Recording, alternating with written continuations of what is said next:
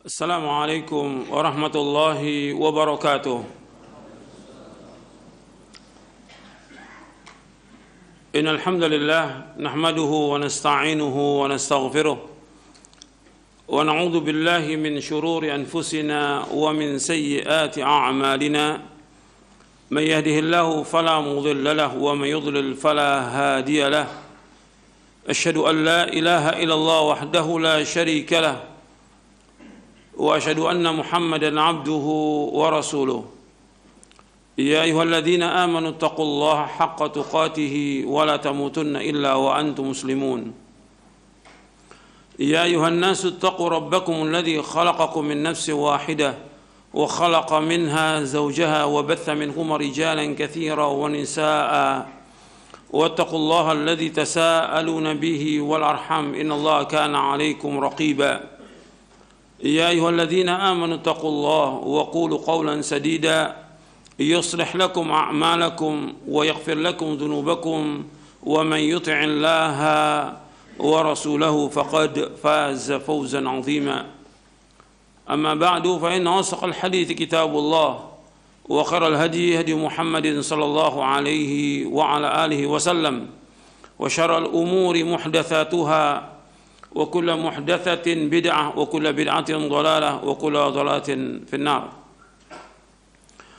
Ayolah ikhwah, a'azakumullah, kepada jamaah Masjid Nurul Tauhid yang mudah-mudahan dirahmati oleh Allah Ta'ala, dan kepada seluruh pemirsa TV Roja dan pendengar Radio Roja yang mudah-mudahan dirahmati oleh Allah Ta'ala. Alhamdulillah, kita bersyukur kepada Allah SWT atas segala nikmat yang Allah karuniakan, nikmat Islam, nikmat iman, nikmat sehat, nikmat afiah, dan nikmat dijauhkan oleh Allah dari berbagai macam malapetaka. Ikhwani fi din, a'azakumullah, untuk hari ini kita akan membahas tentang sikap seorang muslim terhadap wabah virus corona yang menyebar di mana-mana dan juga membuat sebagian kaum muslimin panik dan juga sebagian negara juga demikian. Maka kita akan bahas bagaimana menurut syariat Islam. Kita akan bahas beberapa poin supaya mudah untuk mencatatnya. Yang pertama, seorang muslim dia wajib mengimani dan meyakini di alam semesta ini hanya ada satu ilah, satu Tuhan, yaitu yang mengatur alam semesta ini, yaitu Allah Subhanahu wa ta'ala. Allah berfirman, wa ilahukum ilahu wahid la ilaha illa huwa rabbul alamin. Wa ilahukum ilahu wahid la ilaha illa huwa rahmanur rahim. Wa ilahukum ilahu wahid, dan ilah kamu ilah yang satu. La ilaha illahu, tidak ada ilah yang berhak diibadahi melainkan hanya Allah. Ar-Rahmanur Rahim, yang maha pengasih dan penyayang. Allah menyebutkan ilah itu hanya satu. Jadi yang mengatur alam semesta ini dan semuanya hanya Allah Ta'ala. Dan seandainya ada dua Tuhan, ya akan hancur alam semesta ini. Makanya Allah menyebutkan di dalam surah Al-Anbiya di ayat 22, Allah berfirman, "Lau kana fihi ma alihatun illallah la fasadata fasubhanallahi rabbil arsy amma yasifun." Lau kana fihi ma'alihatun illallahu la fasadata. Kalau seandainya pada keduanya, pada langit dan bumi ini ada beberapa Tuhan selain Allah, maka akan hancur langit dan bumi ini. Maha suci Allah, Rabb, fasubhanallah rabbil arsy amma yasifun. Maha suci Allah, Rabb arsy yang agung dari apa yang mereka sifatkan. Kemudian di ayat 23-nya Allah berfirman, la yus'alu amma yaf'al wa hum yus'alun. Allah tidak boleh ditanya tentang apa yang Allah perbuat, dan mereka pasti akan ditanya oleh Allah tentang apa yang Allah lakukan di langit dan di bumi. Allah nggak boleh ditanya, tapi mereka pasti akan ditanya. Dan kita wajib mengimani dan meyakini bahwa apa saja yang terjadi di langit dan di bumi dan di antara keduanya dan di seluruh alam semesta itu tidak lepas daripada kehendak Allah. Apa aja yang terjadi? Apa aja yang terjadi?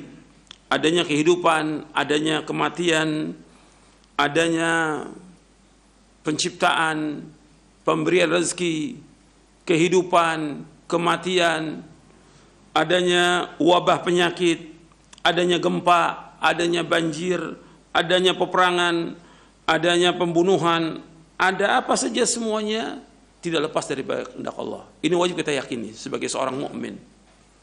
Apa yang terjadi di langit dan di bumi tidak lepas daripada kehendak Allah. Dan Allah berbuat apa yang Allah kehendaki. Allah berfirman dalam surah Al-Buruj, "Wa huwal ghafurul wadud, dzul arsyil majid, fa'alul lima yurid." Allah yang Maha Pengampun dan Allah Maha Penyayang. Allah yang mempunyai arsy yang mulia, dan Allah berbuat menurut apa yang Allah inginkan. Allah berbuat menurut apa yang Allah kehendaki. Dan setiap apa yang dikehendaki oleh Allah itu berjalan dengan ilmunya Allah dan berjalan dengan hikmahnya Allah. Apa yang Allah kehendaki di langit dan di bumi tidak lepas daripada ilmunya Allah dan hikmahnya Allah. Makanya Allah berfirman dalam surah Al-Insan di ayat 30, "Wa ma tasyauna illa ayyasha Allah, innallaha kana aliman hakima." Dan tidaklah mereka berkehendak dengan apa yang dikehendaki oleh Allah. Sesungguhnya Allah itu Maha mengetahui dan Allah itu Maha bijaksana.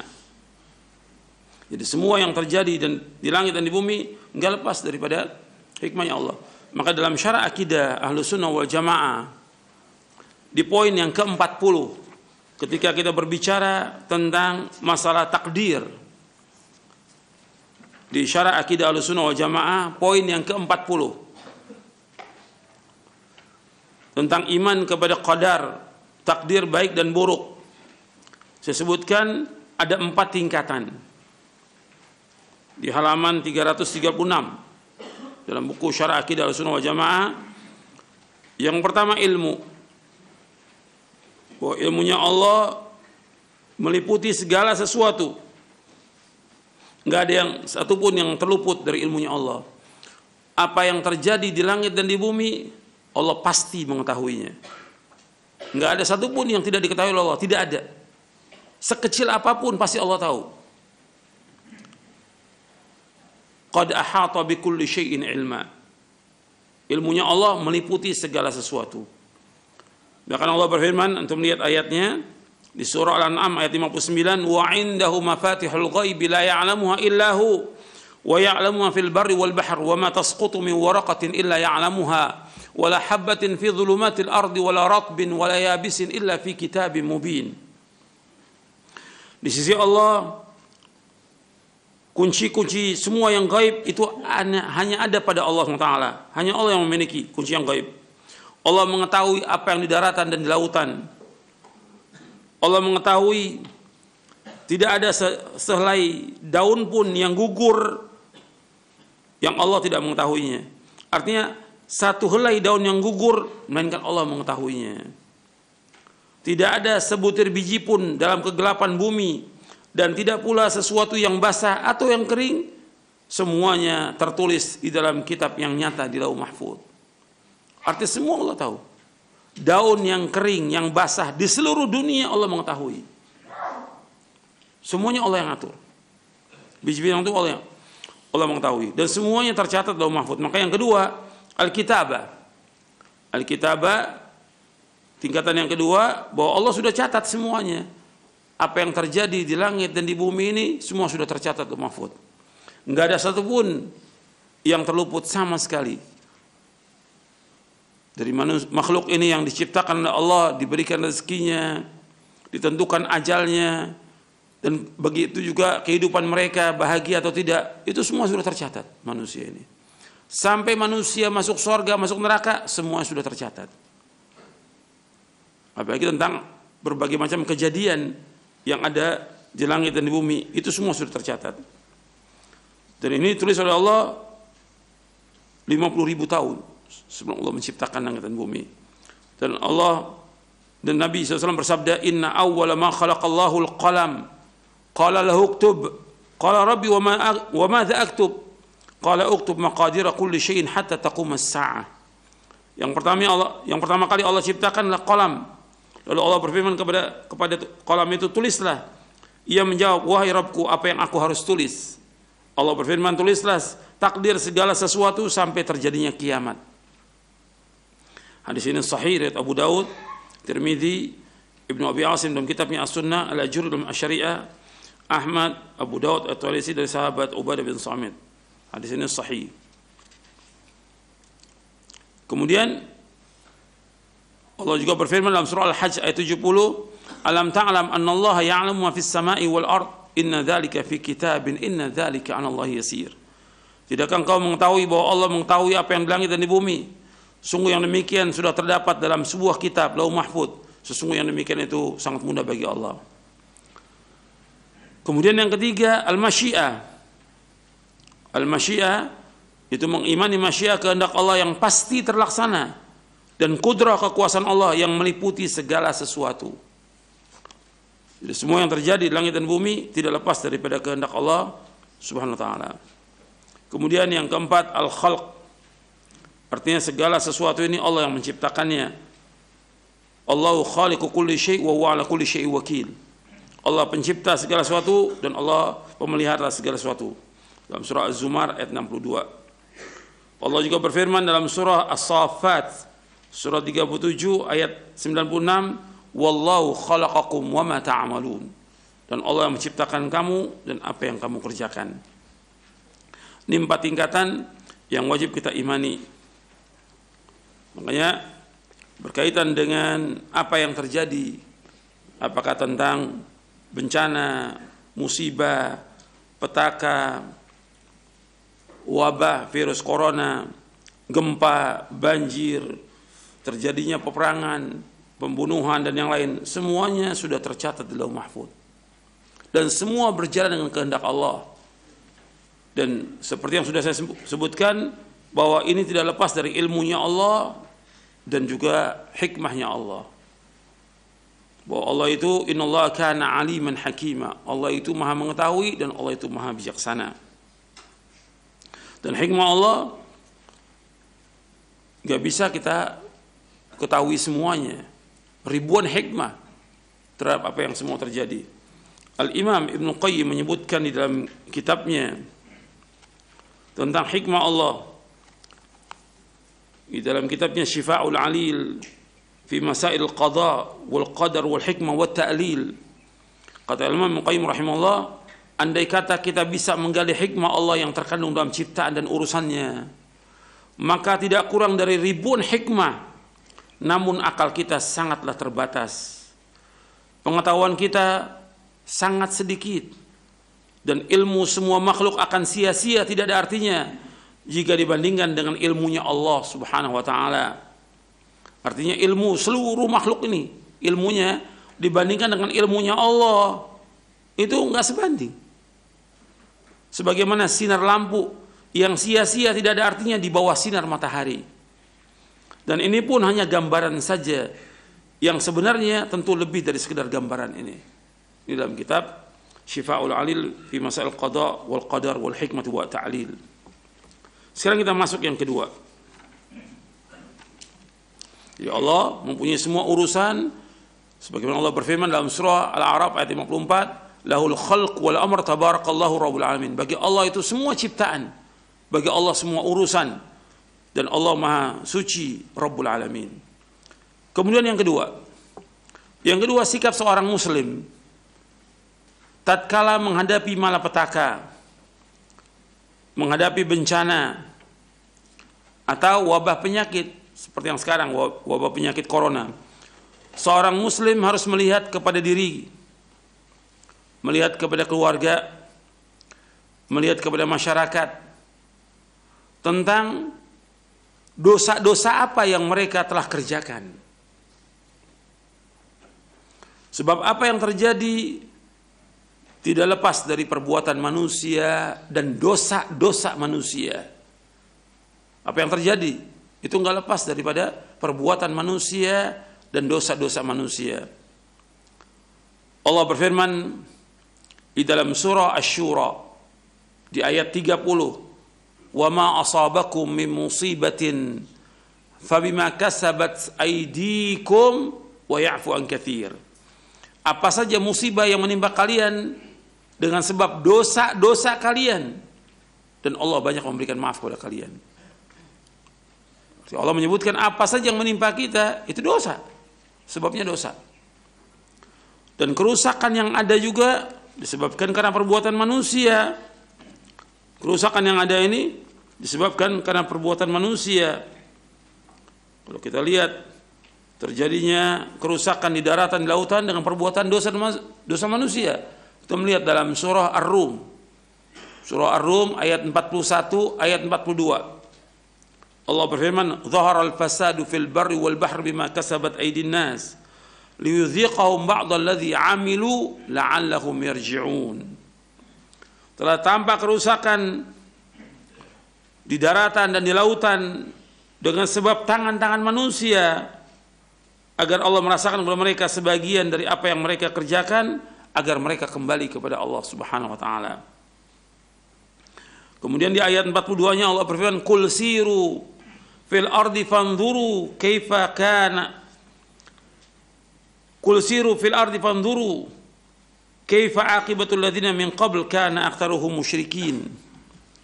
Allah menyebutkan bahwa berjalanlah kalian di muka bumi dan lihatlah akibat orang-orang yang melakukan itu, semua dengan sebab kesyirikan. Antum lihat di situ Allah menyebutkannya kesyirikan, kana aktsaru musyrikin. Qul siru fil ardi fanzuru kaifa kana aqibatul ladzina min qablu kana aktsaruhum musyrikin. Maka berjalanlah di muka bumi dan lihatlah bagaimana akibat orang-orang sebelum kalian, kebanyakan mereka berbuat syirik. Jadi Allah menyebutkan di sini kaifa kana aqibatul ladzina min qabl kana aktsaruhum musyrikin. Kebanyakan mereka berbuat syirik kepada Allah. Kalau kita lihat apa yang terjadi ini enggak lepas dari dosa-dosa besar manusia. Dosa yang paling besar syirik.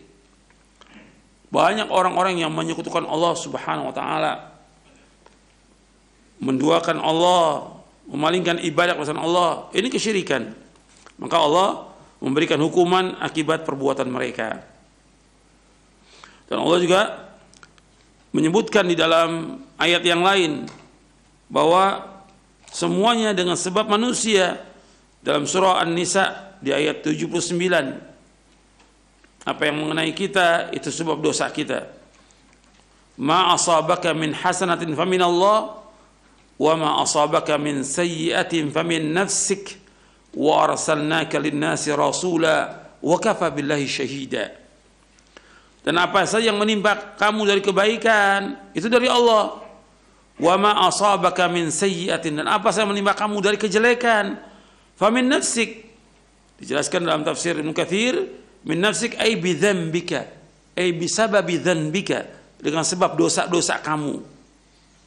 Wa arsalnaka lin-nasi rasula, dan Allah mengutus kepada kamu, Allah mengutus kamu Muhammad kepada manusia seorang rasul. Wa arsalnaka lin-nasi rasula, kami utus kepadamu untuk manusia seorang rasul. Wa kafa billahi syahida, dan cukuplah Allah sebagai saksi.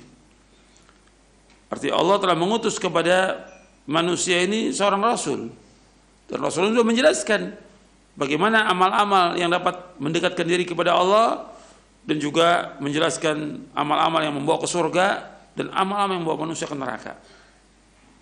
Jadi apa yang menimpa manusia dengan sebab dosa manusia, dengan sebab perbuatan mereka.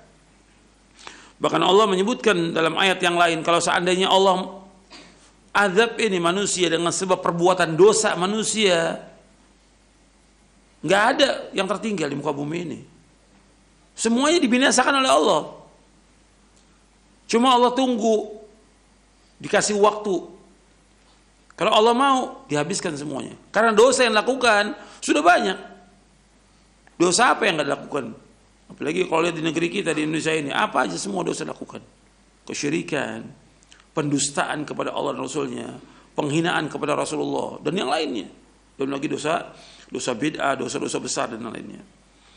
Kalau seandainya Allah mau, Allah azab semuanya, nggak ditinggalkan sedikit pun juga. Hatta binatang ternak, Allah nggak tinggalkan.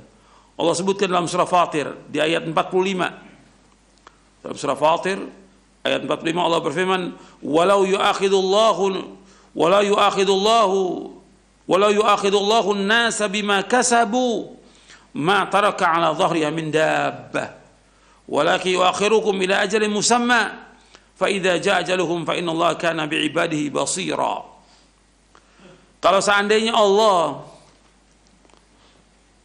menghendaki untuk mengazab manusia bima kasabu dengan sebab perbuatan dosa mereka, ma taraka 'ala dhahriha min dabbah, Allah tidak akan menyisakan sedikit pun di atas muka bumi ini satu binatang melata pun juga. Allah nggak akan sisakan, semua dihancurkan, dibinasakan oleh Allah. Walakin, akan tetapi, yuakhiruhum, Allah tunda, Allah menangguhkan ila ajalin musamma, sampai waktu yang sudah ditentukan. Fa idza jaa ajaluhum, apabila sudah datang ajal mereka, fa innallaha kana bi ibadihi basira, maka sungguhnya Allah itu Maha melihat tentang keadaan hamba-hambanya. Dalam surah Fatir ayat 45. Ada juga yang sama ayat ini dalam surah An-Nahl. Kemudian yang ketiga di antara hikmah timbulnya wabah corona atau adanya bencana, adanya malapetaka dan yang lainnya, agar manusia ini sadar dan kembali kepada Allah. Jadi adanya wabah, adanya bencana, adanya malapetaka dan lainnya, agar manusia sadar dan manusia ini kembali kepada Allah Subhanahu wa taala. Allah menyebutkan dalam surah Al-An'am di ayat 42. Allah sebutkan dalam surah Al-An'am di ayat 42. Allah berfirman, "Walaqad arsalna ila umamin min qablika فأخذناهم بالبأساء والضراء لعلهم يتضرعون ولقد أرسلنا إلى أمم من قبلك." Dan sungguh kami telah mengutus rasul-rasul kepada umat-umat sebelum engkau.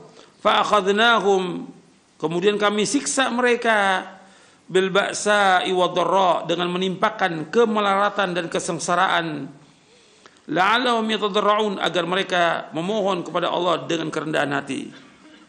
Di dalam tafsir Imam Ibnu Jarir At-Tabari rahimahullah, ketika menyebutkan tentang bil ba'sa'i wad-dharra, al ba'sa, ujian ditimpakan kepada mereka berupa kemiskinan, kesempitan dalam penghidupan, sedangkan wad-dharra yaitu ujian yang ditimpakan kepada mereka berupa penyakit dan cacat yang menimpa tubuh. Ad-dharra, la'allahum yatadarra'un, agar mereka itu kembali kepada Allah, agar mereka itu tunduk kepada Allah, memurnikan ibadah itu hanya kepada Allah, dia mencintai Allah, merendahkan diri kepada Allah dan taat hanya kepada Allah. La'allahum, dalam tafsir At-Tabari ketika menafsirkan ayat ini, dan juga dalam tafsir Ibnu Katsir ketika menafsirkan ayat ini, artinya Allah timpakan bencana atau wabah agar manusia kembali kepada Allah, agar manusia bertaubat kepada Allah, agar manusia meninggalkan kesyirikan, meninggalkan dosa dan maksiat. Dan juga kalau kita lihat lagi di antara dosa-dosa yang dilakukan oleh manusia sehingga Allah turunkan berbagai macam bencana termasuk wabah penyakit ini, karena kesombongan manusia, keangkuhan manusia, kezoliman manusia, kesyirikan manusia, dan yang lainnya. Sehingga Allah timpakan ini. Kalau kita mau hitung dosa-dosa, banyak sekali. Kalau antum mau baca bagaimana akibat setiap dosa itu, antum bisa baca bukunya Al-Imam Ibnul Qayyim Al-Jauziyah dalam kitabnya Ad-Da' wad Dawa, penyakit dan obatnya. Jadi Allah timpakan segala macam itu dengan sebab penyakit dosa manusia. Kemudian kita bahas yang keempat. Yang keempat, tentang wabah ini timbul pertanyaan, apakah seperti wabah corona ini pernah terjadi penyakit yang seperti ini, yang hampir sama dengan ini? Ada wabah penyakit menular yang pernah terjadi di zaman para sahabat radhiyallahu anhum ajma'in. Ini pernah ada. Dan Nabi menyebutkan dalam beberapa hadis yang sahih tentang adanya ta'un. Ta'un. Disebutkan dari Usama bin Zaid radhiyallahu an, dari Nabi sallallahu alaihi wasallam, "Idza sami'tum bit-ta'un bi ardin fala tadkhuluha wa idza waqa'a bi ardin wa antum biha fala takhruju minha." Muttafaqun alaih. Apabila kalian mendengar ada penyakit taun di satu negeri, jangan kalian masuk ke negeri itu. Apabila terjadi di satu negeri dan antum ada padanya, kalian ada padanya, jangan keluar. Jadi ini memang ada nasnya, ketika ada wabah penyakit menular, orang yang di dalam itu nggak boleh keluar, yang di luar nggak boleh masuk. Itu nas, dalil. Ini muttafaqun alaih. Jadi kata Nabi, apabila mendengar wabah ta'un melanda satu negeri, maka janganlah kalian memasukinya. Dan apabila penyakit itu melanda satu negeri dan kalian sedang berada dalamnya, maka jangan kalian keluar. Supaya apa? Supaya tidak menular kepada yang lain. Jadi ada isolasi, ada karantina, ada sesuai dengan nas. Maka disebutkan juga ketika ini terjadi, kisahnya panjang ini dalam Sahih Bukhari dan Muslim, kisahnya Umar bin Khattab radhiyallahu an, ketika Umar pergi ke Syam dan kemudian disambut oleh komandan-komandan perang yang ada di Syam, dan Umar akan masuk, baru sampai di Sarg. Itu dikabarkan di sana ada penyakit taun, ada wabah, disebutkan wabah, ada wabah di sana. Kemudian Umar musyawarah dengan para sahabat, dari mulai sahabat muhajirin, sebagian mengatakan masuk, sebagian mengatakan jangan. Ansor demikian juga. Kemudian akhirnya terakhir Umar kepada orang-orang tua dari kalangan muhajirin, yang tua-tua aja. Menurut yang tua, jangan masuk. Kalau wabah, jangan masuk. Enggak lama kemudian setelah Umar setuju nih dengan pendapat yang tua-tua, enggak masuk. Enggak lama ada datang Abdurrahman bin Auf. Waktu itu ada Abu Ubaidah bin Jarrah. Kenapa Umar? Kok kamu lari dari qadar Allah? Kata Umar, kita lari dari qadar Allah menuju qadar Allah. Belum ada nas, belum tahu. Tiba-tiba Abdurrahman bin Auf datang radhiyallahu an. Aku ada ilmu tentang ini. Maka disampaikan oleh Abdurrahman bin Auf, Rasulullah bersabda, "Idza sami'tum bihi bi ardin fala taqdamu alaihi, wa idza waqa'a bi ardin wa antum biha fala takhruju firaran minhu." Apabila kalian mendengar ada wabah di satu negeri, jangan kalian datang ke tempat itu. Jangan masuk. Apabila terjadi di satu negeri dan kalian ada padanya, jangan keluar. Untuk lari dari negeri itu nggak boleh. Maka setelah dengar penjelasan Abdurrahman bin Auf, maka Umar memuji Allah sesuai dengan nasihat orang-orang tua dari muhajirin. Akhirnya Umar kembali ke Madinah. Hadis ini disepakati oleh Bukhari dan Muslim. Dan penyakit taun, nanti saya akan jelaskan apa sih definisi penyakit taun itu. Taun dijelaskan oleh Nabi SAW ketika Aisyah bertanya, Rasulullah, apa taun itu? Nabi mengatakan annau kana adzaban yab'atsu Allahu 'ala man yasha faja'alahu rahmatan lil mu'minin. Falaysa min 'abdin yaqa'u at-ta'un fayamkuthu fi baladihi sabiran muhtasiban ya'lamu annahu la yusibahu illa ma kataballahu lahu illa kana lahu mithlu ajri syahid. Kata Nabi SAW ketika Aisyah bertanya, apa Rasulullah? Aisyah bertanya kepada Rasulullah tentang ta'un. Maka Nabi mengabarkan bahwa ta'un itu azab yang Allah turunkan, azab yang Allah kirimkan kepada apa yang Allah kehendaki dari manusia ini. Tapi itu sebagai rahmat bagi kaum mukminin.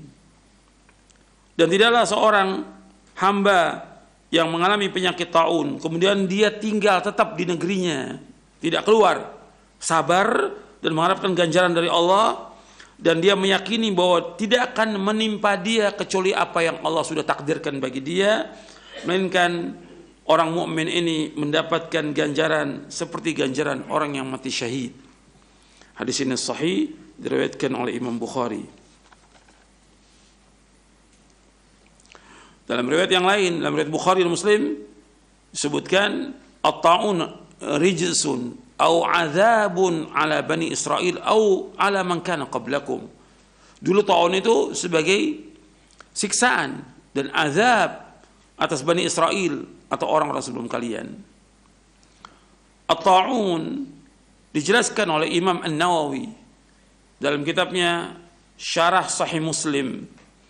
Beliau memberikan definisi ta'un itu adalah virus yang mengenai tubuh, yaitu luka-luka yang keluar dari tubuh di siku atau di ketiak atau di tangan atau di jari-jari dan seluruh tubuh, bengkak-bengkak dan sakit yang sangat sakit betul, dan lukanya terasa panas, melepuh,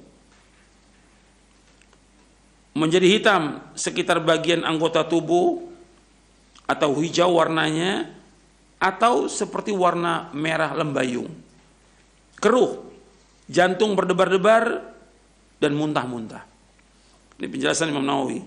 Wa amma ta'un fa huwa quruhun takhruju fil jasadi fatakunu fil marafiqi awil abat awil aidi awil asabi wa sairil badan wa yakunu ma'ahu waramun wa alamun shadid wa takhruju tilkal quruhu ma'a lahibin wa yaswaddu ma hawalayhi aw yahdar aw yahmuru humratan banafsajiyatan kadiratan wa yahsulu ma'ahu khafaqanul qalbi wal qay. Itu penjelasan Imam An-Nawawi.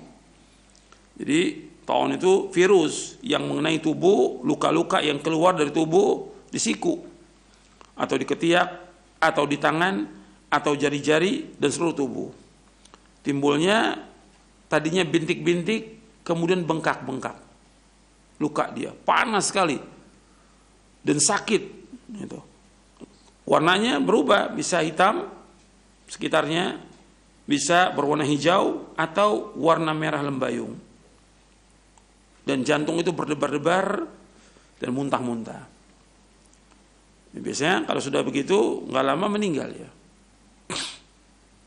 Ini dalam Syarah Muslim di Kitab At-Ta'un wa At-Tiyarah.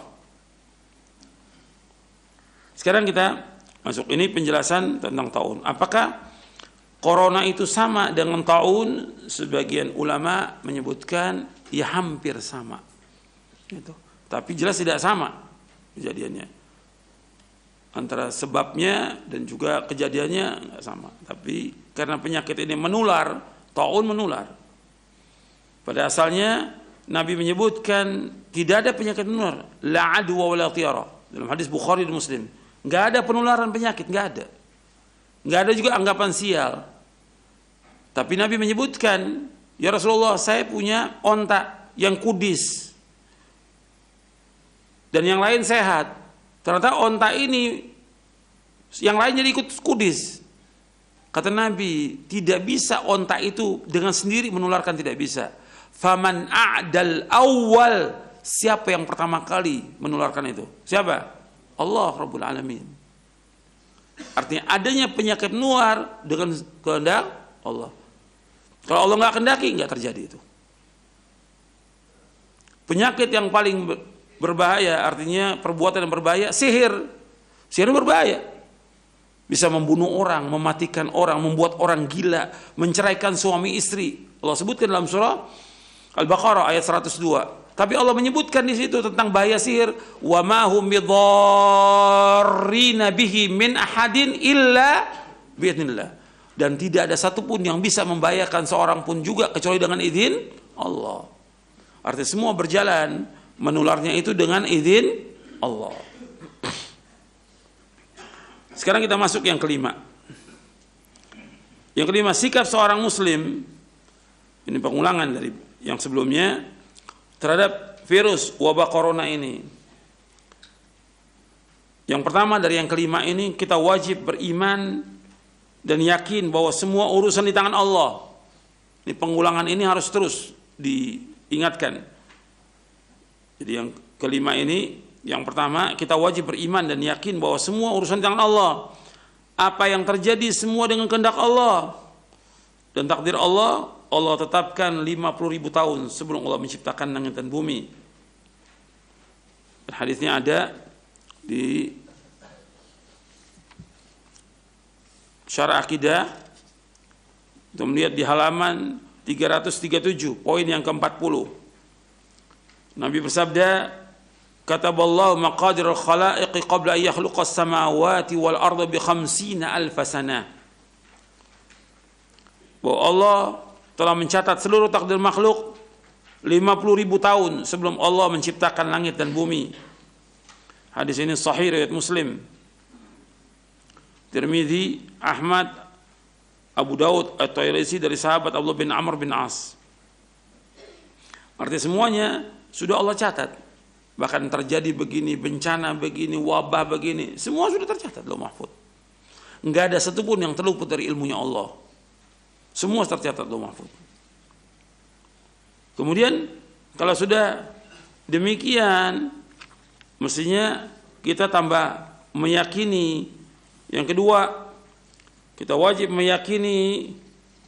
Yang kedua dari yang kelima, kita wajib meyakini bahwa tidak akan menimpa kita, tidak akan mengenai kita, apakah bentuknya penyakit, wabah, bahaya dan lainnya, kecuali apa yang sudah dikehendaki oleh Allah dan diizinkan oleh Allah. Itu ingat itu. Kita wajib mengimani dan kita meyakini bahwa tidak akan menimpa kita, tidak akan mengenai kita, apakah bentuknya penyakit, wabah, bahaya dan lainnya, kecuali apa yang Allah sudah kehendaki. Dan tentunya ketika Allah menghendaki, semua berjalan dengan apa? Ilmu dan hikmah. Gitu. Allah berfirman dalam surah At-Taubah di ayat 51. Surah 9 ayat 51. Allah berfirman, "Qul la yusibana illa ma kataballahu lana huwa maulana wa 'alallahi falyatawakkalul mu'minun." Katakanlah, tidak akan menimpa kami melainkan apa yang telah Allah tetapkan bagi kami. Allah pelindung kami dan hanya kepada Allah bertawakallah orang-orang beriman. Surah At-Taubah ayat 51. Ini harus kita yakini. Allah juga berfirman dalam surah At-Taghabun, surah Al-Hadid. Allah berfirman dalam surah Al-Hadid di ayat 22. Ma asaba min musibatin fil ardi wala fi anfusikum illa fi kitabim min qabli an nabra'aha. Inna dzalika 'ala Allah yasir.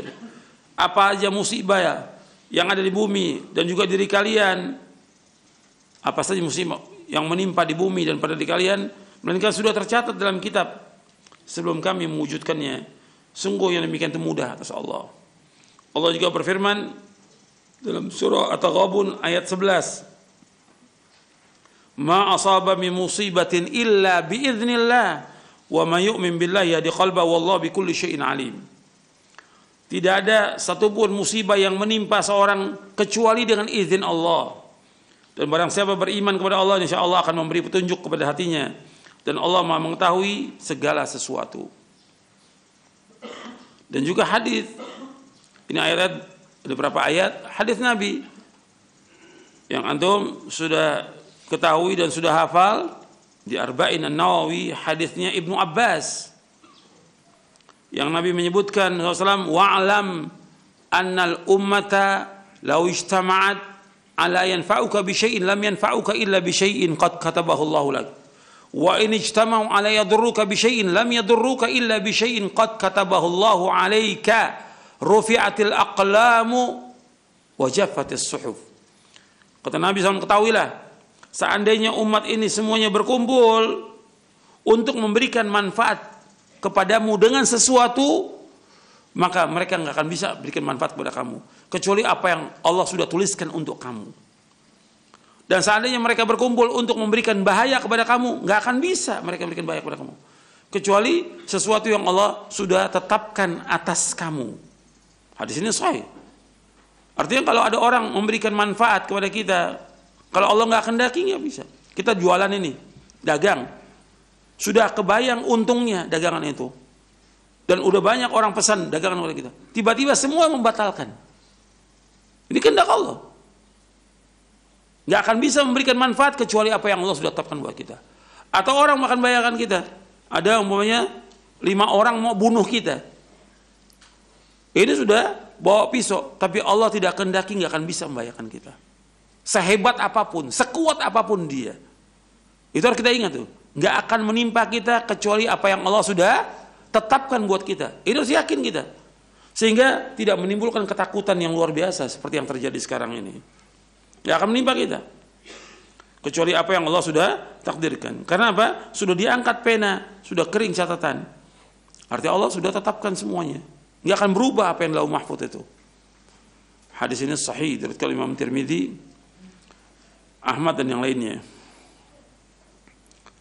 Ini tentang tidak akan ada sesuatu yang menimpa kita kecuali apa yang Allah sudah takdirkan.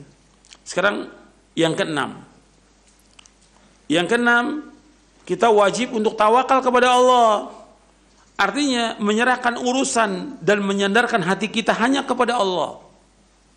Kita wajib untuk tawakal kepada Allah, menyerahkan urusan dan menyandarkan hati kita hanya kepada Allah. Tidak ada yang bisa menghilangkan bahaya, menghilangkan bencana, menghilangkan wabah penyakit kecuali hanya Allah saja. Ini masalah iman, ini masalah akidah, ini penting. Seperti tadi yang ke-5, ini yang ke-6, kewajiban kita untuk tawakal kepada Allah.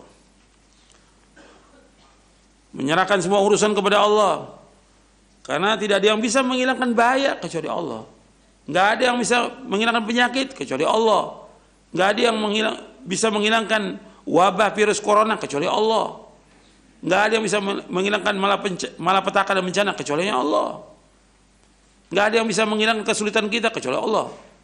Kita harus yakin. Allah berfirman di dalam surah Yunus ayat 107. Dalam surah Yunus ayat 107 Allah berfirman,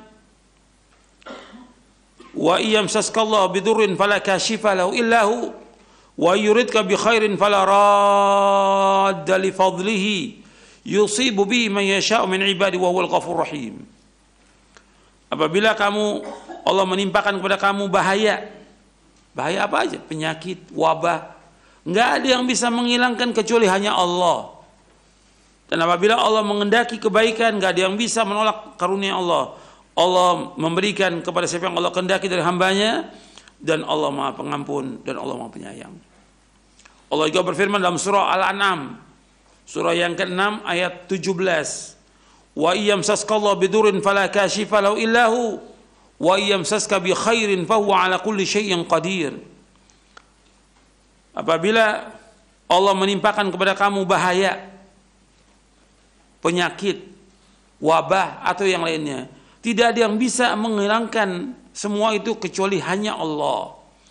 Dan apabila Allah memberikan kepada kamu kebaikan, maka Allah berkuasa atas segala sesuatu. Allah juga berfirman dalam surah Asy-Syu'ara di ayat 80, wa idza maridtu fahuwa yashfin. Apabila aku sakit, hanya Allah saja yang dapat menyembuhkan. Obat, dokter itu sarana aja. Obat, dokter yang lainnya sarana, tapi yang menyembuhkan hakikatnya hanya satu, yaitu Allah Rabbul Alamin. Nggak ada yang bisa menyembuhkan kecuali Allah. Jadi kita seorang mukmin, seorang mukminah, seorang muslim, seorang muslimah wajib menyerahkan urusan kita kepada Allah. Tapi tetap kita wajib ikhtiar dengan cara-cara yang dibenarkan menurut syariat. Di samping kita tawakal kepada Allah, kita juga ikhtiar. Seperti umpamanya kita tawakal kepada Allah tentang adanya penyakit. Tapi kita harus ikhtiar. Ikhtiarnya apa? Berobat. Ikhtiarnya berobat. Yang menyembuhkan penyakit itu hanya Allah. Tapi ingat, ini kita harus ikhtiar dengan melaksanakan perintah Allah dan menjauhkan larangannya. Jangan kita besarkan perkara ini. Dibesar-besarkan oleh orang-orang, apalagi oleh media dibesarkan. Sehingga membuat orang takut. Gak boleh dalam Islam. Menakut-nakuti seorang muslim gak boleh, haram hukumnya dalam Islam. Dalam hadis yang sahih yang diriwayatkan oleh Imam Abu Daud, la yahillu li muslimin an yurawwi'a musliman. Nggak boleh seorang muslim menakut-nakuti seorang muslim. Nggak boleh. Haram hukumnya. Karena sekarang ini media ini bukan memberikan kabar gembira, malah menakut-nakuti orang. Takut orang. Dan ini berlebihan. Sampai dengan cara yang begitu, orang nggak mau keluar dari rumahnya. Ada yang nggak mau kerja. Ada yang pasang masker kemana-mana sudah. Ketakutan. Ini di mana imannya? Ketakutan yang luar biasa. Kayaknya dia ini nggak pernah ngaji, nggak pernah nuntut ilmu. Dia sebagai seorang muslim beda dengan orang kafir. Kalau orang kafir memang hidupnya untuk apa? Untuk dunia. Takut dia dan takut mati orang kafir. Orang beriman tidak. Dia tawakal kepada Allah, ikhtiar. Tapi berlebihan seperti yang kita lihat sekarang ini keterlaluan udah. Kemana aja pakai masker, di rumah pakai masker, di kantornya pakai masker, sampai salaman aja kalau perlu pakai sarung tangan, takut. Ini kan kebodohan. Jadi berlebihan, nggak boleh dalam Islam seperti itu. Jadi, sampai nggak mau keluar rumah, nggak mau ngaji. Gitu. Ya. Yang setan yang menggoda dia setan. Jadi kita nggak boleh berlebihan. Sampai tadi nggak mau keluar dari rumahnya. Padahal kan ketika kita keluar dari rumah, Nabi sudah ajarkan doa apa? Bismillahi tawakkaltu ala Allah la haula wala quwwata illa billah. Kita wajib cari nafkah, wajib nuntut ilmu, wajib kita belajar. Keluar rumah, tapi baca Bismillah dengan nama Allah. Tawakkaltu, aku serahkan semua urusan kepada Allah. Menyandarkan seluruh hati kita hanya kepada Allah. La haula wala quwwata illa billah. Enggak ada daya dan upaya kecuali kepada Allah. Kalau sudah kita seperti itu, insya Allah nggak akan bisa membahayakan kita, karena Allah akan melindungi kita.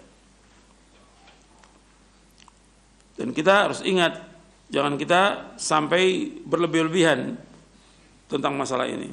Dan memang disebarkan oleh orang-orang kafir, orang-orang yang nggak beriman.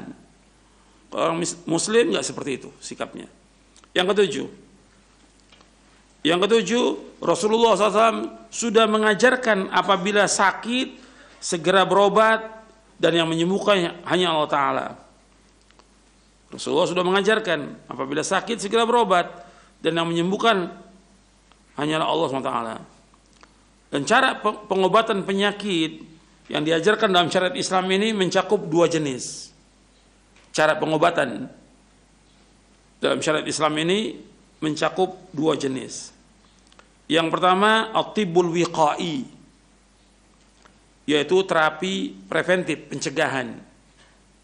Yang kedua, at-tibbul ilaji, terapi kuratif, artinya penyembuhan. Dan Imam Al-Alama Ibnu Qayyim rahimahullah yang wafat tahun 751 Hijriah sudah menjelaskan di dalam kitabnya At-Tibbun Nabawi. Dan kita berusaha dengan dua ini. arti pencegahan dan juga pengobatan. Dan kalau kita lihat di antara cara untuk mencegah wabah penyakit corona, di antaranya mencuci tangan, membersihkan diri. Ini Islam sudah mengajarkan. Islam sudah mengajarkan dengan kita berwudu setiap hari. Bukan hanya 5 kali. Itu 5 sholat. Kalau kita tambah lagi dengan sholat-sholat sunat, banyak lagi. Belum lagi dengan ditambah dengan mandi. Mandi kita setiap hari mandi. Lagi kita di Indonesia, ya bisa sekali, bisa 2 kali mandi, bahkan bisa 3 kali. Kebersihan tuh sudah ada. Dan Allah mencintai orang yang membersihkan diri. Kan kalau orang-orang kafir memang jarang mandi, jarang membersihkan diri. Kalau orang Islam membersihkan diri. Soal mencuci tangan nggak usah diajarkan. Kan sekarang banyak orang mengajarkan cuci tangan. Islam sudah mengajarkan. Rasulullah SAW sudah mengajarkan. Ketika kita akan wudhu, cuci tangan dulu apa tidak? Cuci tangan 3 kali. Sudah diajarkan. Bersih. Berwudhu. Itu 5 kali sholat. Belum lagi tambah dengan sholat-sholat sunat yang lain. Belum lagi tambah dengan mandi. Islam sudah mengajarkan. Insya Allah orang Islam akan terjaga. Kalau seandainya pun kena bagi dia, ya sudah takdir Allah. Dan itu yang terbaik buat kita. Karena apa? Nabi menyebutkan rahmatan lil mu'minin. Penyakit itu sebagai rahmat bagi siapa? Kaum mukminin. Karena akan menghapuskan dosanya, mengangkat derajatnya, memasukkan dia ke dalam sorga dengan sebab itu. Maka disamakan orang-orang yang kena penyakit taun disamakan dengan orang yang mati syahid. Ini untuk orang beriman, tidak untuk orang kafir. Ya, untuk orang beriman.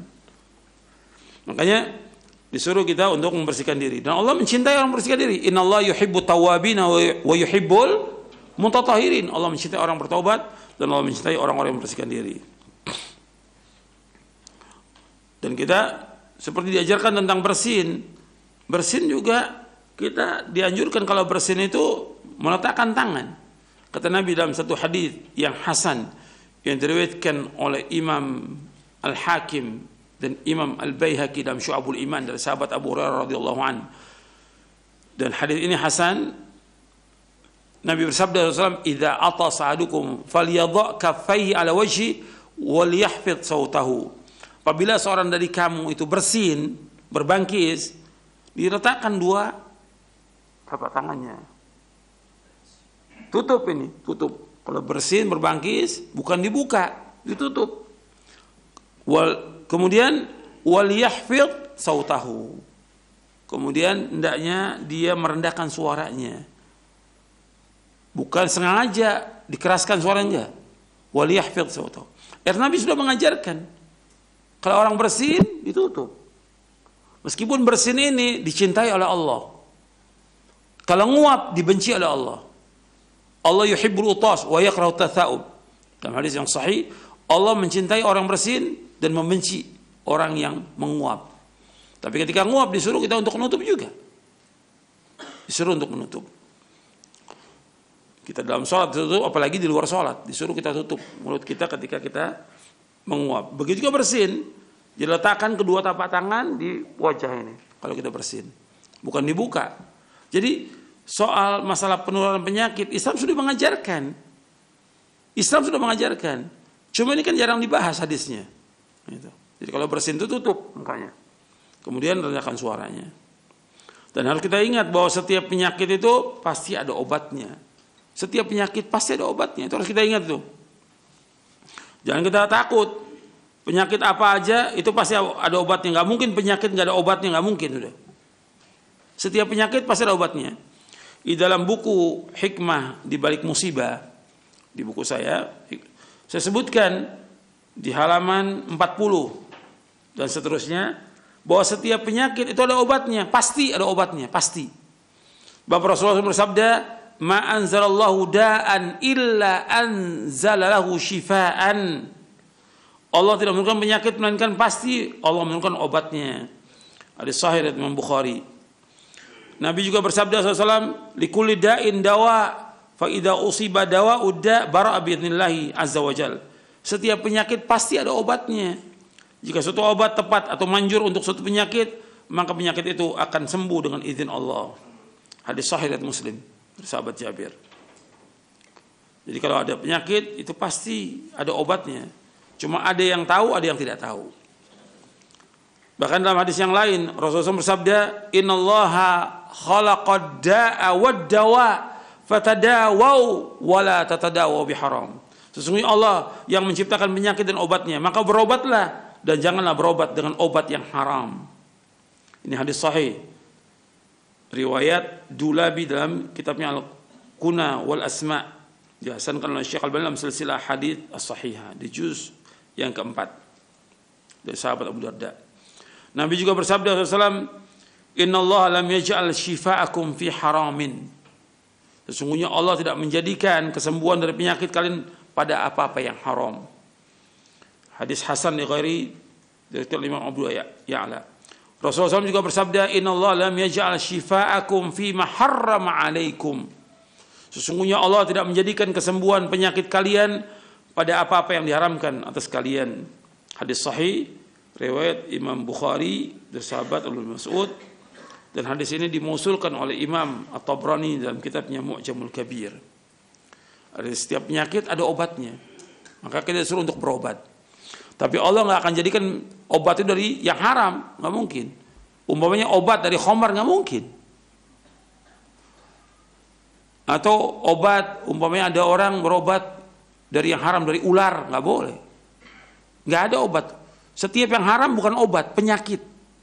Bahkan ada di Indonesia ini yang berobat dengan, maaf ya, kencing manusia, ada. Ini nggak masuk akal. Ini berarti bisikan dari siapa? Dari setan ini dukun nih berarti.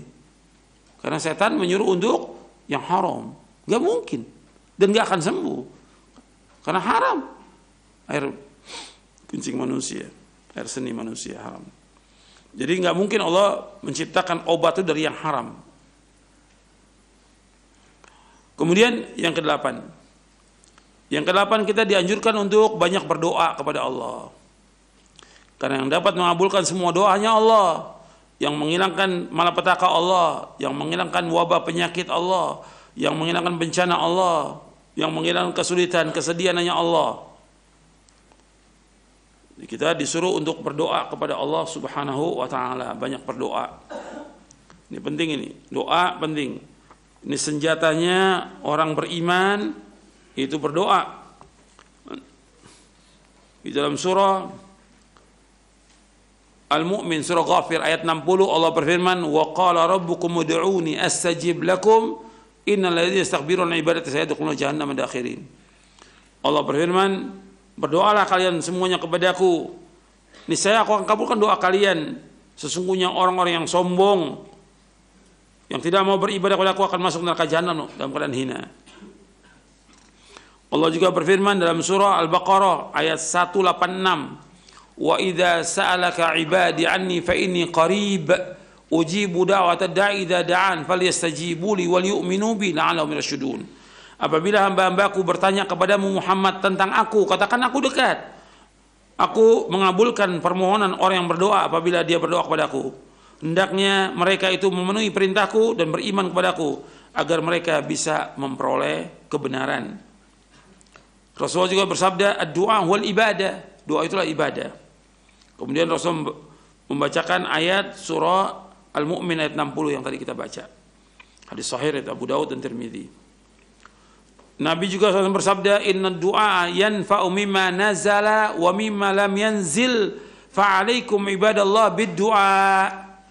Inna du'a, sesungguhnya doa, yanfa, bermanfaat, mimma nazala, dari apa yang sudah menimpa, dari penyakit, wabah, bencana yang sudah menimpa. Wa mimma lam yanzil, dan apa yang belum turun, itu doa itu bermanfaat. Fa'alaikum ibadallah bid-du'a, hendaklah wahai hamba Allah berdoa. Hadis ini hasan, diriwayatkan oleh Imam At-Tirmidzi dan Hakim dari sahabat Abdullah bin Umar radhiyallahu anhuma. Jadi anjurkan kita untuk banyak berdoa. Nah, di antara doa yang diajarkan itu zikir pagi dan petang yang antum baca itu. Zikir pagi petang, ini di buku zikir pagi petang ini yang antum baca setiap hari apa? Bismillahilladzi la yadurru ma'asmi syai'un fil ardi wala fis sama' wa huwa samiul alim. Ada juga Allahumma inni as'alukal afwa wal afiyata fid dunya wal akhirah. Allahumma inna nas'aluka al-afwa wal afiyata fi dini wa dunyaya wa ahli wa mali. Allahumma astur aurati wa amin rawati. Allahumma ihfazni min baini yadayya wa min khalfi wa an yamini wa an shimali wa min fawqi wa a'udzu bi'azamatika an uqtala min tahti. Nanti baca zikir. Ini minta perlindungan pada Allah agar kita dijaga diri kita. Jadi ya Allah, sungguhnya aku mohon maaf, ampunan dan keselamatan dunia dan akhirat. Ya Allah, aku mohon maaf, ampunan dan keselamatan dalam agama, dunia, keluarga, dan harta bendaku. Ya Allah, tutupilah auratku. Dan tenteramkanlah aku dari rasa takut. Ya Allah, pelihara aku dari depan, belakang. Arti jagalah aku ya Allah dari depan, belakang, kanan, kiri, dan dari atasku. Aku berlindung dengan kebesaranmu agar aku tidak disambar dari bawahku. Ya, ini aku berlindung dari dibenamkan ke dalam bumi. Hadis ini sahih dari Bukhari dalam Adab Mufrad, Abu Daud, Ibnu Majah dan Hakim dari sahabat Ibnu Umar. Arti dibenamkan dalam bumi ya seperti kita lihat tsunami yang ada di mana? Di Palu. Jadi tanah itu diputar, orang-orang yang ada ditenggelamkan oleh Allah Taala. Itu an uqtala min tahti. Kita berlindung. Dan bisa terjadi orang tiba-tiba tanah longsor masuk dia ke dalam. Itu kita berlindung pada Allah. Dan juga dari berbagai macam penyakit.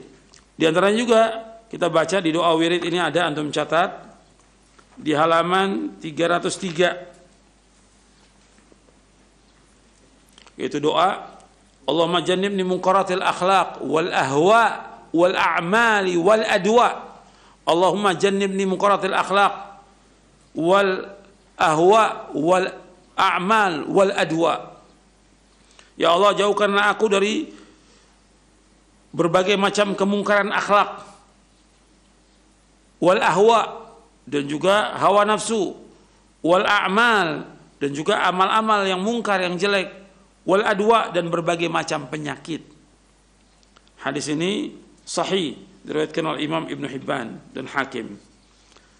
Kemudian di halaman 304 di buku doa dan wirid kita berlindung pada Allah. Allahumma inni a'udzubika minal baras wal junun wal juzam wa min sayyi'il asqam. Allahumma inni a'udzubika minal baras. Ya Allah, aku berlindung pada Engkau dari baras, ya, penyakit belang, wal junun, penyakit gila, wal juzam, penyakit lepra, wa min sayyi'il asqam, dan keburukan berbagai penyakit. Artinya penyakit-penyakit yang jelek gitu, seperti penyakit menular seperti sekarang ini, wabah virus corona atau yang lainnya. Kita berlindung dari semua penyakit yang jelek.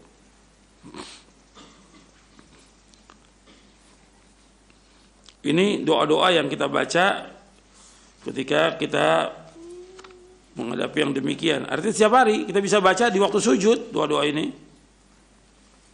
Dan ada berapa doa lagi, tapi ini sudah cukup doa-doa yang bisa antum baca ini.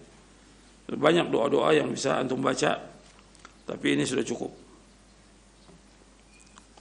Kemudian diantaranya juga dianjurkan kita makan kurma ajwa. Itu 7 butir, itu akan terhindar dari sihir dan juga racun. Kurma ajwa. Kata Nabi SAW, man istabaha bisabi tamaratin ajwatan lam yadurrahu dhalikal yaum summun wala sihr. Barang siapa yang di pagi hari makan 7 buah kurma ajwa yang diserahkan dengan kurma Nabi SAW, maka dia tidak akan terkena racun atau sihir pada hari itu. Hadis sahih riwayat Bukhari dan Muslim dari sahabat Sa'ad bin Abi Waqqas radhiyallahu anhu. Kemudian juga minum air Zam-Zam. Juga air Zam-Zam menyembuhkan. Zam-Zam itu syifa'u suqmin wa ta'amu kata Nabi, Zam-Zam ta'amu tu'min wa syifa'u suqmin. Zam-Zam itu inna mubarakah, air yang diberkahi Allah. Inna ta'amu tu'min, sesungguhnya Zam-Zam itu makanan yang mengenyangkan. Wa syifa'u suqmin, dan obat dari berbagai penyakit. Ini hadis sahih riwayat Muslim dan juga Al-Bazzar dan Baihaqi. Nabi juga bersabda, ma'u Zam-Zam lima syuriba lahu. Air Zam-Zam tergantung niatnya kita minum.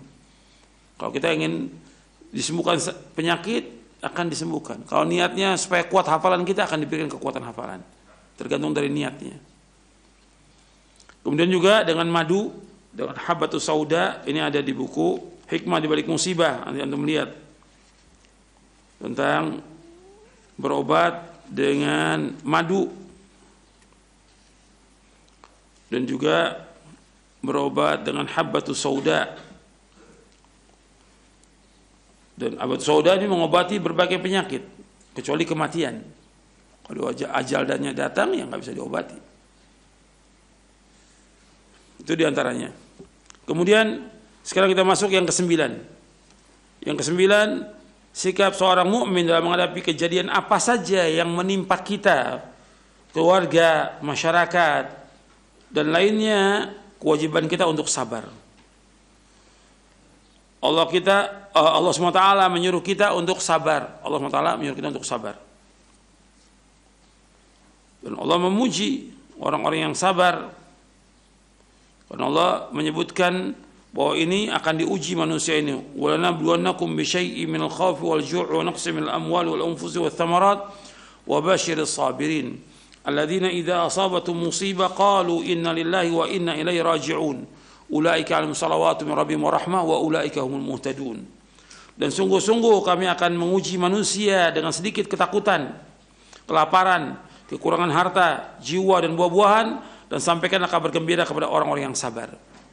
Siapa yang sabar? Yaitu orang-orang apabila ditimpa musibah mereka mengucapkan inna lillahi wa inna ilaihi raji'un. Sesungguhnya kami milik Allah dan kami akan kembali kepada Allah. Mereka itulah orang-orang yang memperoleh selawat dan rahmat dari Rabb mereka, dan mereka itulah orang-orang yang mendapatkan petunjuk. Surah Al-Baqarah ayat 155 sampai 157. Dan juga Nabi bersabda SAW dalam hadis yang sahih yang diriwayatkan oleh Imam Muslim dan Ahmad, ajaban li amril mu'min inna amrahu kullahu khairun wa laysa dzaka li ahadin illa al mu'min in asabatu sarra'u syakara fa kana khairan lah wa in asabatu dharra sabara fa kana khairan lah. Kata Nabi, sangat mengherankan urusan orang mukmin. Semua urusannya baik. Dan itu tidak ada kecuali hanya orang beriman saja. Kalau dia mendapatkan kesenangan, kegembiraan, dia bersyukur kepada Allah, dan itu baik buat dia. Kalau dia mendapatkan kesulitan, kesusahan, bahaya, dia bersabar dan itu baik buat dia. Hadis sahih riwayat Muslim dan Ahmad. Suruh sabar. Ketika dapat nikmat wajib kita syukur, ketika dapatkan cobaan, ujian, musibah, penyakit dan lainnya wajib kita sabar. Dan yang terakhir yang ke-10 yaitu kita wajib untuk bertaubat kepada Allah atas semua dosa. Disuruh taubat, memperbanyak taubat, istighfar kepada Allah. Allah berfirman dalam surah An-Nur ayat 31, wa tubu ilallahi jami'an ayyuhal mu'minuna la'allakum tuflihun.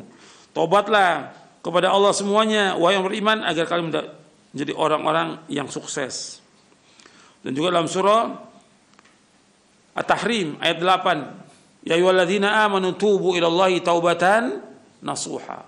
Wahai orang beriman, taubatlah kepada Allah dengan taubat yang nasuh, taubat yang ikhlas, taubat yang jujur, taubat yang benar. Ya, tinggalkan semua dosa. Taubat kembali kepada Islam yang benar. Jadi semuanya nih, baik itu pribadi, keluarga, masyarakat, kemudian juga bangsa, tokoh-tokoh, pejabat dan yang lainnya, itu harus kembali semua kepada Allah. Taubat. Bahwa kita ini pasti mati dan kita pasti akan kembali kepada Allah. Dunia ini hanya sesaat, kesenangan yang sementara, sebentar, nggak lama. Seandainya pun manusia diberikan semua kenikmatan, paling batasnya umurnya 70 tahun, nggak lebih daripada itu. Tapi setelah itu dia sengsara abadi. Sudah dikenakan berbagai macam cobaan, ujian, penyakit, tapi tetap dia berbuat dosa. Akhirnya matinya su'ul khotimah, di neraka diazab jutaan tahun. Makanya kita harus taubat. Semuanya, semua elemen masyarakat harus taubat kepada Allah. Maka para nabi, para rasul dalam dakwanya ingatkan manusia untuk takwa kepada Allah, untuk mentauhidkan Allah dan untuk istighfar. Setiap nabi ingatkan takwa, istighfar dan taubat kepada Allah. Makanya kita perbanyak istighfar, perbanyak zikir, perbanyak amal-amal soleh, perbanyak sedekah. Kita pasti akan mati dan kita akan kembali kepada Allah. Mudah-mudahan yang saya sampaikan bermanfaat untuk saya semuanya, untuk saya dan untuk antum semuanya bermanfaat. Mudah-mudahan Allah yang Maha Pengasih, Maha Mengetahui, yang Maha Bijaksana, Maha Lembut, dan juga memberikan rahmat kepada kita semuanya, menjauhkan kita semua dari berbagai macam penyakit, musibah, bencana, wabah dan yang lainnya. Dan Allah itu waliyyu dzalik wal qadiru alaihi wa huwa arhamur rahimin. Wassallallahu nabiyana Muhammadin sallallahu alaihi wa ala alihi wasallam. Baik, terima kasih kami ucapkan jazakumullahu khairan atas 10 poin nasihat berharga di dalam menyikapi mewabahnya virus corona. Dari Khotal Islam, pendengar serta pemirsa, kita masuk sesi interaktif. Untuk Anda yang akan bertanya secara langsung kepada Al-Ustadz, silakan bisa hubungi kami. Dan tentunya kami berharap pertanyaan berkesesuaian dengan tema kita. Baik, terlebih dahulu kami angkat dari pesan singkat. Ada beberapa pertanyaan yang kami jama. Assalamualaikum warahmatullahi wabarakatuh. Ustadz, bagaimanakah hukum anjuran bagi mereka yang terkena gejala-gejala sakit terkena virus corona berupa flu, demam, pilek dan sejenisnya untuk tidak sholat berjamaah di masjid sebagai bentuk pencegahan menularnya penyakit tersebut, dan bagaimana pula bagi jamaah sholat yang sehat kemudian sholat dengan menggunakan masker serta juga digunakan dalam aktivitas kesehariannya. Apakah diperbolehkan demikian? Mohon nasihat dan penjelasan dari Al-Ustadz. Jazakumullahu khairan. Ada 2 pertanyaan. Alhamdulillah wassalatu wassalamu Rasulullah. Yang pertama berkaitan dengan orang itu terdeteksi bahwa dia itu kena virus corona. Dari mana? Apa yang bisa membuktikan? Kan bukan dugaan. Artinya betul-betul dia harus ke dokter dan dokter itu betul-betul menyatakan betul kena virus dia. Harus ada kejelasan. Nah, itu nanti kalau memang udah jelas betul sahih, memang ada nanti azal, artinya dia di karantina atau dia tidak boleh untuk berhubungan langsung dengan masyarakat. Itu ada. Seperti yang kejadian yang kalau sudah masuk suatu negeri kita nggak boleh keluar, yang ada dari luar nggak boleh masuk. Kalau memang nyata, artinya ini harus jelas dulu. Karena kan kita nih diliputi dengan berbagai macam ketakutan gitu. Sakit flu corona, sakit batuk corona, sakit ini corona. Ini kan udah berlebihan. Jadi harus ke dokter, ada kepastian jelas itu penyakitnya. Harus ada kepastian. Kalau udah pasti, ya dia menahan diri supaya yang lain tidak ikut tertular. Pada hakikatnya, muamalah dia dengan keluarga juga nggak ada masalah. Karena banyak juga yang anaknya sakit, ibunya nggak apa-apa. Ibunya sakit, anak nggak apa-apa. Artinya soal masalah penularan, kembali kepada tadi saya penjelaskan, yang Nabi menjelaskan ketika onta satu yang kudis menular pada yang lain, Nabi SAW mengatakan, faman a'dal awwal. Siapa yang pertama kali menularkan penyakit itu? Allah. Kalau Allah kehendaki nggak menular, nggak akan menular. Hatta satu keluarga nggak menular. Ini kan kehendak Allah. Itu harus pasti dulu gitu. Kalau seandainya sudah pasti, kemudian dia orang takut dekat dengan dia, kalau dia sholat berjamaah, ya boleh dia tidak sholat berjamaah. Kalau kondisinya memang demikian. Tapi yang harus kita lihat, ini kan baru dugaan semuanya yang ada ini. Sebaiknya dia tetap aja sholat berjamaah bersama kaum muslimin. Artinya jalannya dia ke masjid menghapuskan dosa. Dia sudah berwudu, insya Allah dia diberikan oleh Allah perlindungan, dan yang lain juga perlindungan. Harus yakin, dan nggak akan menimpa kita kecuali apa yang Allah sudah takdirkan buat kita. Itu harus kita yakin dari poin-poin yang sudah saya bahas. Kemudian yang kedua berkaitan dengan memakai masker. Ini juga berlebihan. Semua orang pakai masker, soalnya ada ketakutan yang luar biasa. Belum nggak ada masalah, muamalah kita juga nggak bagus kan kita. Dengan orang sebelah kita terbuka, kita pakai masker. Gitu. Kayaknya kita punya penyakit apa gitu. Biasa aja. Gitu. Jadi kecuali kalau ada kondisi tertentu memang kayak di rumah sakit, itu kan memang dokter kadang-kadang dia pakai masker ada keperluan, ada kebutuhan. Jadi nggak bisa kita kemudian terus seperti itu. Dan yang perlu diingat lagi tadi pertanyaan berkaitan dengan sholat, nggak boleh orang pakai masker dalam sholat. Sama seperti nggak boleh pakai cadar dalam sholat, nggak boleh. Dilarang oleh Rasulullah SAW. Dalam satu hadis Nabi bersabda SAW, an Abi Hurairah radhiyallahu an, anna Rasul naha anis sadal fi sholati wa yughatti ar-rajulu fa. Dari sahabat Abu Hurairah radhiyallahu an, Rasulullah SAW melarang orang itu sadal. Sadal itu sama dengan isbal. Nggak boleh isbal. Bagi laki-laki nggak boleh kainnya, celananya lebih dari mata kaki, nggak boleh. Dan nggak boleh orang menutup mukanya, menutup mulutnya ketika sholat, nggak boleh. Ini berkaitan dengan sholat. Jadi nggak boleh orang pakai masker ketika sholat, nggak boleh. Sama juga ketika dia sholat itu pakai cadar juga nggak boleh.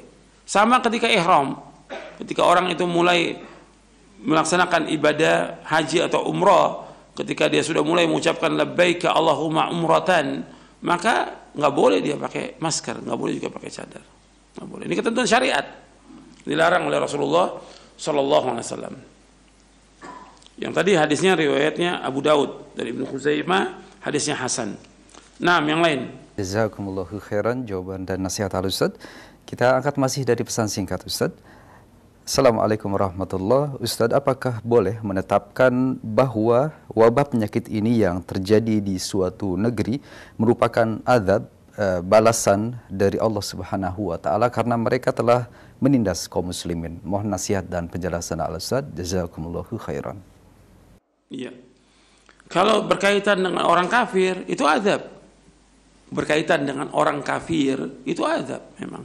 Karena kesombongannya dari negeri itu, kemudian tindakan mereka dan mereka menindas kaum muslimin, itu dibalas oleh Allah Taala.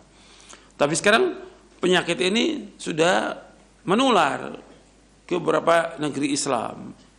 Ini terjadi. Pada asalnya kan Nabi menyebutkan seperti berkaitan dengan taun, itu azab yang Allah turunkan kepada Bani Israel, tapi terkena juga kepada orang Islam. Asalnya azab, tapi ini terkena orang Islam. Tapi untuk orang Islam menyebutkan rahmatan lil muslimin, rahmat bagi kaum muslimin, karena menghapuskan dosa-dosa mereka. Karena ada sahabat yang meninggal karena taun, ada sahabat, ada tabi'in yang meninggal karena taun, penyakit taun, ada. Dan itu rahmat bagi kaum mukminin. Selama dia sabar, muhtasiban, maka ganjaran dia orang beriman itu pahalanya seperti mati syahid.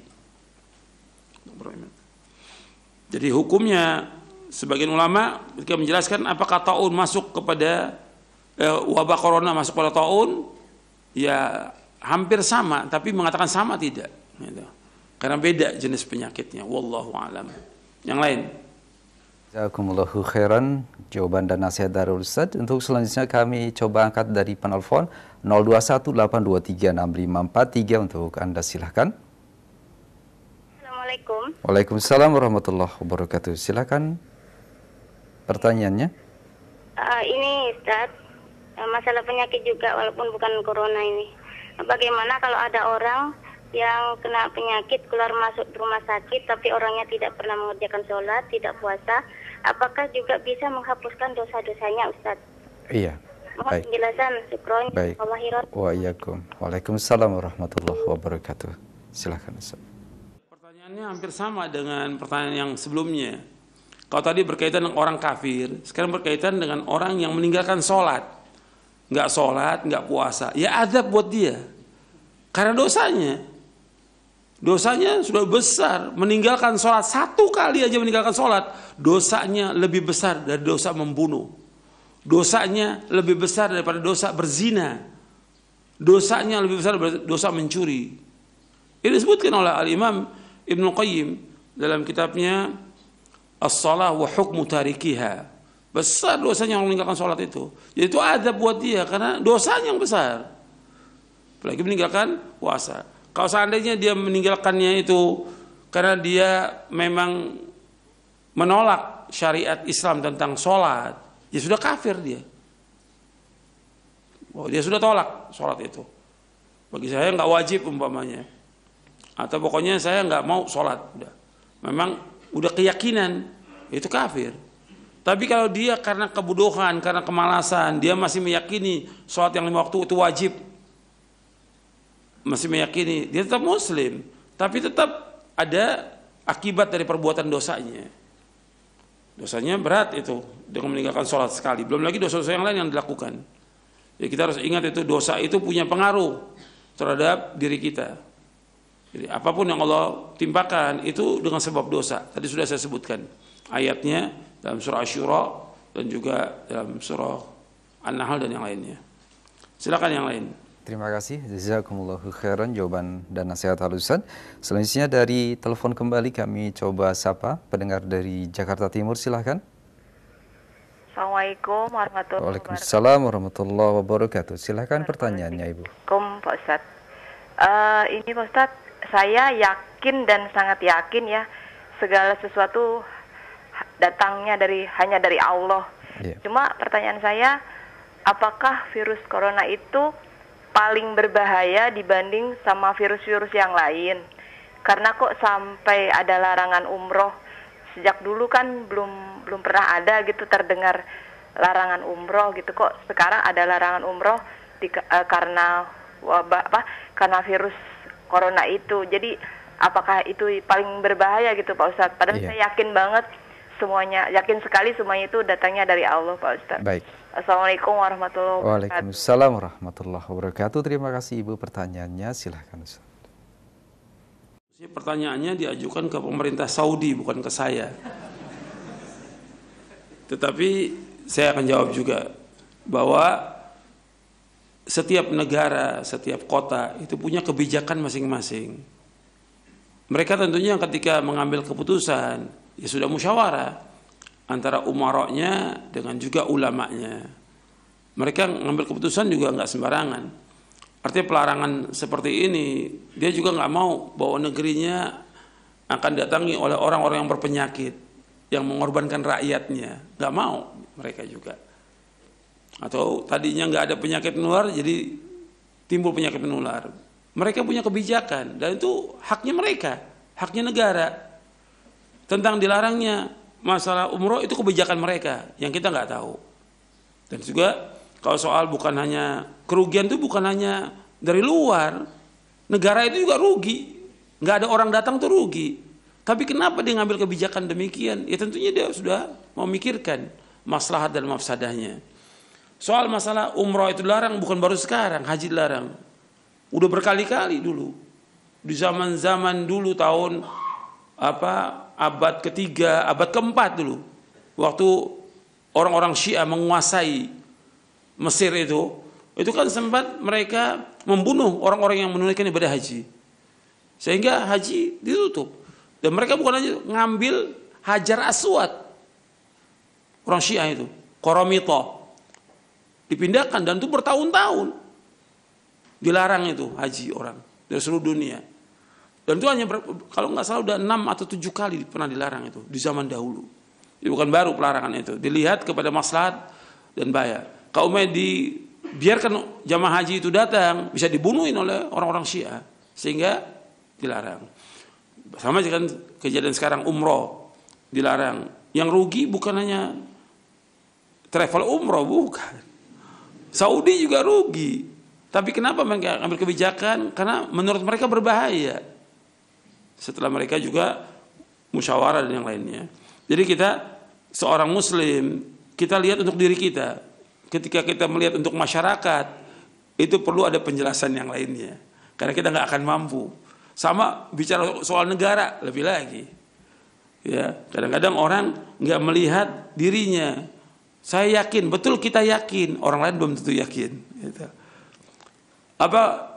Mereka juga yakin bahwa Allah yang menentukan penyakit, Allah yang menentukan. Mereka yakin. Oh, di sana banyak ulamanya, mereka yakin itu. Tapi kan harus menolak bahaya, karena ada kaidah darul mafasid muqaddamun ala jalbil masalih. Menolak bahaya harus didahulukan daripada mengambil maslahat. Itu kaidah yang dipakai oleh para ulama. Jadi itu harus kita lihat. Jangan kita melihat dengan diri kita, jangan, karena kita umpamanya ada yang nggak berangkat umroh, kenapa takut? Kalau itu dihadapkan kepada kita, kita juga sama seperti mereka. Gitu. Saya pikir cukup sampai di sini kajian kita, mudah-mudahan bermanfaat dan dapat kita mengambil pelajaran dari semua yang terjadi agar kita semuanya kembali kepada Allah. Kajian kita masalah akidah ini. Bukan sekedar wabah corona, tapi kita mengkaji masalah akidah agar kita kembali kepada Quran wa sunnah Nabi Muhammad. Kita kembali kepada Allah karena kita pada hakikatnya hamba Allah. Kita hamba Allah. Kita pasti mati dan kita pasti akan kembali kepada Allah. Kita bertaubat atas semua dosa, kemudian kita laksanakan syariat, melakukan perintahnya, menjauhkan larangannya, dan harus kita ingat bahwa Allah itu sangat sayang kepada hamba-hambanya. Allah sangat sayang. Maka kita terus berdoa dan mohon kepada Allah agar Allah menghindarkan kita dari berbagai macam malapetaka. Wa sallallahu Nabi Muhammad SAW subhanallahi wa bihamdik asyhadu an la ilaha illa anta astaghfiruka wa atubu ilaik. Assalamualaikum warahmatullahi wabarakatuh.